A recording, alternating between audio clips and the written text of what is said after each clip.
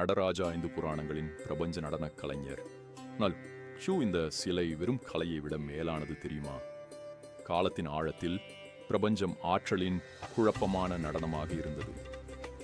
சிவன் பிரபஞ்ச நடனக் கலைஞர், படைப்புக்கு தாளத்தை கொண்டு வரும் வரை. இது நடராஜா சிவன் தனது மிகவும் ஆற்றல் வாய்ந்த வடிவத்தில் தாண்டவ நடனம், பிரபஞ்ச சுழற்சிகளின் நடனம். ஒரு கையில் படைப்பின் ஒலியை பறையடிக்கிறது, மற்றொரு கையில் நெருப்பு பழையதை அழிக்கிறது. அவர் ஒரு கையால் ஆசீர்வதிப்பார், ஒரு காலால் அறியாமையை காலடியில் நசுக்குகிறார். 1000 ஆண்டுகளுக்கு முன்பு சோழ வம்சத்தினர் இந்த நடனத்தை வெண்கலத்தில் அழியாமல் பழம்பெரும் நடராஜர் சிலைகளை உருவாக்கினர்.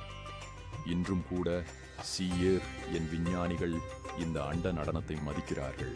அதை துணை அணு துகள்களின் இயக்கத்துடன் இணைக்கிறார்கள். நடராஜர் ஒரு சிலை மட்டுமல்ல, அது பிரபஞ்சத்தின் தாளம்.